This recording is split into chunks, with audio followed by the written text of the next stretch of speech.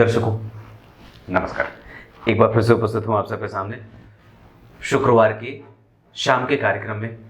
सुबह मैंने आपको इस कुंडली का लग्न चार्ट का अध्ययन किया था। अभी आपके सामने उपस्थित हूं नवांश कुंडली और दशमांश कुंडली के साथ। शुरू करते हैं आज का कार्यक्रम। मैं सुबह के कार्यक्रम में इनकी कुंडली के पंचांग का अध्ययन मैंने छोड़ रखा था।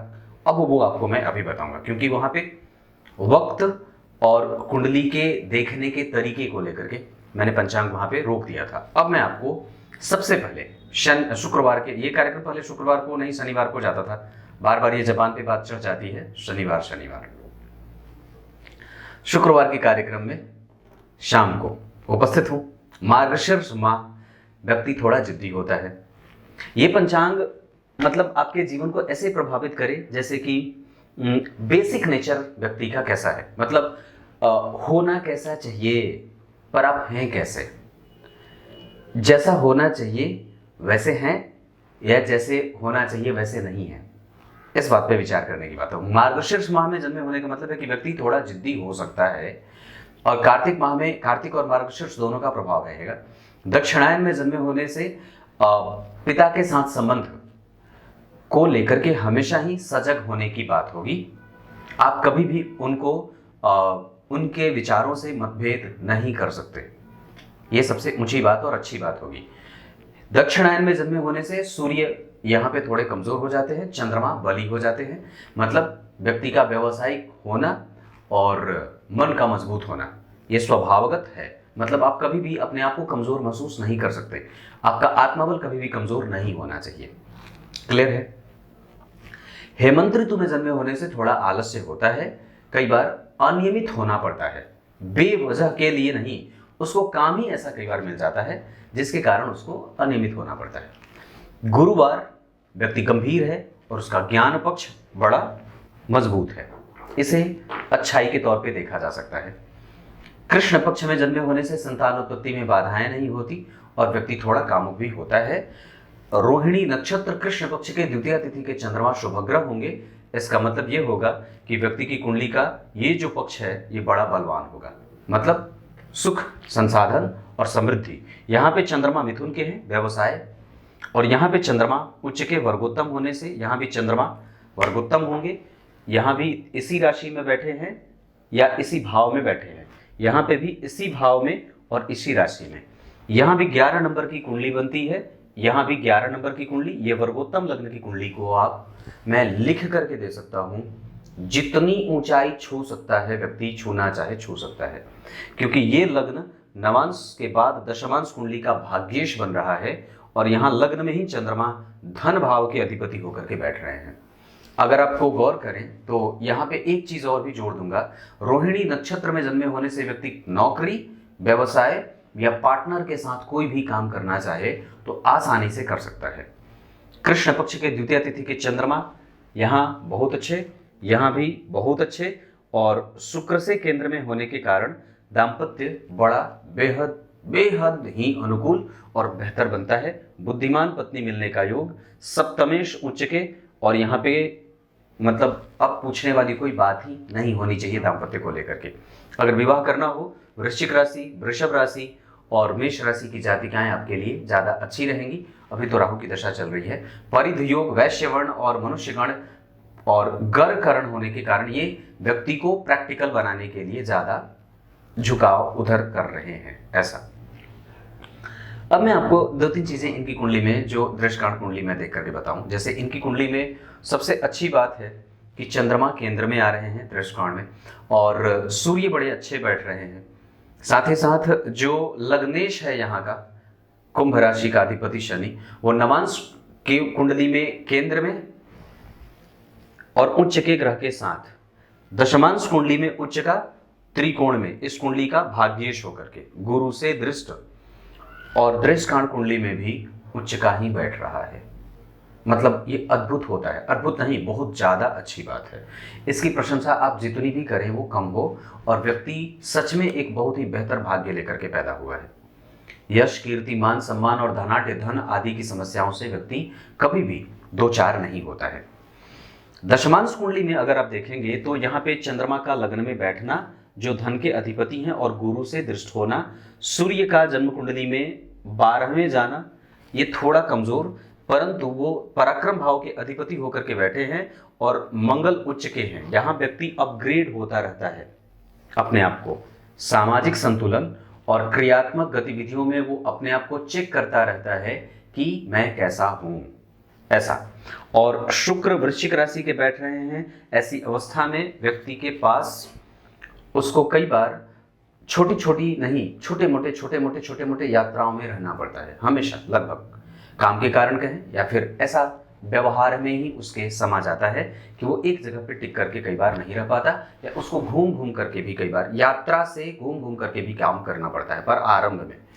और शनि उच्च के राहु के साथ ये बहुत ही संतुलित और बेहद ही लाभदायक स्थिति बनाएंगे, क्योंकि मिथुन लग्न की कुंडली के लिए भाग्य भाव के अधिपति, जहां भाग्य भाव में ही लग्नेश बैठे हैं, गुरु और बुध का संयोग यहाँ बहुत अद्भुत, और जन्म कुंडली में भाग्य भाव के अधिपति उच्च के होकर के पंचम भाव में व्यक्ति को यश, कीर्ति और आदि आदि चीजें जो मिलनी चाहिए वो सामान्यतया दे देंगे। आप गौर करिए, चंद्रमा और बुध का संबंध त्रिकोण का, गुरु और चंद्रमा का संबंध त्रिकोण का, मंगल और सूर्य का संबंध त्रिकोण का, शनि और गुरु का संबंध त्रिकोण का, ये अच्छा कहा जाता है। यहाँ का जो दशमेश है वो यहाँ का दशमेश बनता है और यहाँ का रोगेश बनता है। गौर करिए, यहाँ के दशम भाव के अधिपति अपने ही राशि में बैठे हैं, यहाँ के दशम भाव के अधिपति मंगल उच्च के बैठे हैं, और यहाँ के दशम भाव के अधिपति त्रिकोण में बैठ रहे हैं बुध जैसे व्यवसायिक ग्रह के साथ, और चंद्रमा व्यापार करवाने का ग्रह माना जाता है, बुध भी व्यापारिक ग्रह होते हैं।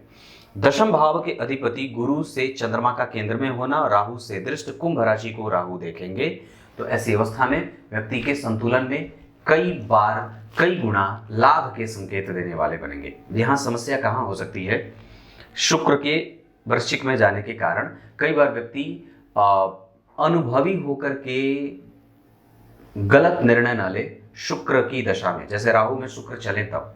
और वैसे एक बात बता दूं तो इनकी कुंडली में संपूर्णतया बलाबल में शनि ठीक है, गुरु और बुध ठीक हैं, व्यापार व्यक्ति के लिए सबसे ज्यादा अच्छा रहेगा, और व्यक्ति का कर्म क्षेत्र कभी भी उसको भौतिकीय संसाधनों से विमुख नहीं करवाएंगे, वो हमेशा ही अपने संपूर्ण सुखों के साथ विराजित रखता है। सप्तमांश कुंडली के आधार पर लग्न के अधिपति जो बैठे हैं वो चतुर्थ में बैठे हैं, संतान सुख, और व्यक्ति स्वयं भी बड़ा धनाढ्य होता है। और शुक्र दिग्बली होकर के अगर बैठे हो लग्न सप्तमांश कुंडली में, तो हर एक चार्ट में शुक्र की स्थिति भी अच्छी बढ़ रही है। जैसे आप यहाँ भी वृश्चिक में उसको देख रहे हैं, यहाँ भी वृश्चिक में ही उसको देख रहे हैं, यहाँ भी वृश्चिक में ही उसको देख रहे हैं, ऐसी अवस्था। और सप्तमांश कुंडली में भी वो केंद्र में आ रहे हैं, और वहां भी वो चंद्रमा से केंद्र में जा रहे हैं, ये और भी ज्यादा अच्छी बात होगी। संतान का सुख व्यक्ति के पास है, विलंब हो सकता है, इस वजह से कई बार कुंडली मिलाकर के विवाह करने की आवश्यकता महसूस होगी, क्योंकि सप्तमेश सूर्य जो है वो राहु के साथ और गुरु जो है वो शुक्र के साथ बैठे हैं। हालांकि ये तो ठीक है, पर फिर भी जो ये बात वाली है पंचमेश का बुध का राहु के साथ जाना, यहाँ पे पंचम भाव के अधिपति बुध का जो है वो गुरु के साथ जाना, ये ठीक होगा, यहाँ पे ठीक है, यहाँ तो खैर ठीक है। सप्तमांश कुंडली में ज्यादा स्थितियां अच्छी और भी ज्यादा क्लियर हो रही है, थोड़ी बहुत समस्या के साथ, क्योंकि सप्तमांश कुंडली का जो चतुर्थ भाव है वो पाप कर्तरी में जूझ रहा है, ऐसी अवस्था थोड़ी सी कमजोरी वाली बनती है। परंतु गुरु का प्रभाव है, इस वजह से वो कमजोर नहीं है, चंद्रमा का प्रभाव है, इस वजह से वो कमजोर नहीं है, शुक्र का प्रभाव है, इस वजह से वो कमजोर नहीं है। होरा कुंडली की अगर बात करूंगा तो व्यक्ति की कुंडली में सूर्य, शनि और शुक्र की जो दशाएं होंगी वो धनदायक होंगी, और चंद्रमा, राहु, केतु, मंगल, गुरु और बुध, चंद्रमा, राहु, केतु, मंगल, गुरु और बुध की दशाएं माइलस्टोन, मेहनत करवाए, व्यक्ति का यश चौड़ा हो, और उसके कई बार बहुत सारे प्रोजेक्ट एक साथ लॉन्च होते हैं, और एक साथ उसके सामने बहुत सारे काम करने पड़ते हैं, और प्रत्येक काम में वो सफलता प्राप्त करते हुए मेहनत करने के साथ साथ धन की प्राप्ति करता है। चंद्रमा के होरा में जाने से ग्रह शांति पूर्वक परिणाम दे जाते हैं, अनुकूल पर्यावरण का निर्माण होता है। जहां सूर्य के होरा में जाने से कई बार मशक्कत बढ़ती है, मेहनत बढ़ती है, पर अंत उसका भी अच्छा ही होता है। अब दो ही तो होरे में ग्रह जाते हैं, या तो चंद्रमा या तो सूर्य, तो मशक्कत मेहनत जो बढ़ती है वो सूर्य वाले होरा में बढ़ जाती है, पर रिकॉग्निशन और उसका परिणाम चंद्रमा के होरे में गए ग्रह में कई बार देखने को ज्यादा मिल जाता है। क्लियर है। अब मैं आपको इनकी कुंडली में वाहन वाले सुख पे बताऊं तो वाहन का सुख बहुत ज्यादा उत्तम है। लग्न में ही षोडशांशा कुंडली में शुक्र उच्च के और मंगल चतुर्थ भाव में मिथुन राशि के बैठे हैं, जहां व्यक्ति कई बार परिवहन क्षेत्र से काम करता हुआ देखा जाता है। राहु और केतु का प्रभाव बहुत उच्च का हो, जहां व्यक्ति कई लोगों को जोड़ने का और ट्रांसपोर्ट के क्षेत्र में भी काम करता है। राहु का प्रभाव उच्च का होना द्वादशांशा नहीं षोडशांशा कुंडली में ये बड़ा लाभदायक हो जाए। कुंडली कमजोर बिल्कुल भी नहीं है। और मैंने एक चीज बड़ा अच्छे तरीके से अनुभव करा है कि जो कुंडली अच्छी होती है वो कुंडली बड़ी ही सरलता से बन भी जाती है। हाँ, मेहनत नहीं होती उसमें। और मैं आप लोगों को बड़ी अच्छी बात बताऊं कि मैंने ये चीज अनुभव करा है कि जो कुंडली क्लिष्ट होती है, जो जिसमें ग्रहों का पोजीशन ठीक नहीं होता, या जिस व्यक्ति की कुंडली अच्छी नहीं होती, मतलब जिसके कर्म अच्छे नहीं होते उसकी कुंडली भी अच्छी नहीं होती। अब ये अगर कुंडली आपको हर तरीके से अच्छी दिख रही है, इसका मतलब है कि व्यक्ति ने पिछले जन्म में भी कर्म अच्छे किए हैं। और एक तरीके से अगर देखें तो ये जातक के भाग्यशाली होने का प्रमाण देते हैं। मैंने ये चीज अनुभव किया, जिस कुंडली के ग्रह अच्छे नहीं हैं उस कुंडली को बनाने में या तो किसी न किसी तरीके की समस्या हुई है, जैसे बिजली की समस्या, जैसे उस दिन का शेड्यूल बड़ा टाइट हो जाए, जैसे उस दिन जो है वो स्वास्थ्य ठीक न रहे, जैसे उस दिन वो कुंडली बहुत ज्यादा मुझसे ऊर्जा ले नहीं पाती है, या बहुत ज्यादा जो है वो अनुकूल परिस्थितियां नहीं होती हैं। मैं भी व्यक्ति हूं तो मेरे भी जीवन में कई तरह की समस्याएं बनती हैं। अभी मैं एक बात कहूं तो ये जो कुंडली बनी है, ऐसी अवस्था में कुंडली अच्छी सजती है। और जब कुंडली अच्छी सज जाए, जैसे आप अगर दशमांश कुंडली को ही देखें तो उच्च के शनि का बैठना, लग्नेश का भाग्य भाव में अपने गुरु के साथ बैठना, और मंगल का उच्च का होना, चंद्रमा का लग्न में बैठना, धन भाव के अधिपति पे गुरु का संबंध बन जाना, कमजोरी थोड़ी सी सूर्य के कारण हो रही है, ये पराक्रम थोड़ा ज्यादा करवाते हैं। ये एक सामान्य सी बात होगी, केतु अनुभव देंगे तब जाकर के मेहनत करने के बाद परिणाम देते हैं। अब मैं आपको इनकी दशाओं पे लेके आता हूँ। एक चीज याद रखने की बात है, अभी 2026 तक लाजवर्त धारण कर लेना चाहिए बिना पूछे। लाजवर्त इसलिए क्योंकि आपकी कुंडली में राहु जो है वो सूर्य और बुध के साथ है और तुला के हैं। इस वजह से व्यक्ति के कारोबार में और उसके भाग्य में किसी भी तरीके का उधेड़-बुन न रहे, इस वजह से। दूसरे नंबर पे वो चित्रा के बैठे हैं और मंगल दिग्बली हैं, इस वजह से भी राहु के पास बल है। त्रिकोण के राहु और अगर तुला के बैठेंगे तो काम अच्छा होगा, नुकसान नहीं होगा। साथ ही साथ नवांश कुंडली में भी राहु जो है वो वहीं बैठे हैं। यहाँ ही राहु, यही मंगल, यही शुक्र और गुरु का प्रभाव लग्न में, यहाँ पे भी केंद्र में, यहाँ भी केंद्र में, यहाँ भी त्रिकोण में। यहाँ सूर्य जन्म कुंडली में त्रिकोण में, यहाँ सूर्य उच्च के और यहाँ सूर्य 12 में, मतलब सूर्य जो है वो डिफरेंशिएशन में है। चंद्रमा केंद्र में, वर्गोत्तम और केंद्र में चंद्रमा ठीक है। मंगल दिग्बली, मंगल जन्म कुंडली में उच्च के और मंगल यहाँ पे उच्च के, मंगल भी ठीक है। गुरु बुध बता दूं, बुध त्रिकोण, बुध केंद्र और बुध यहाँ पे त्रिकोण में, ये भी ठीक है।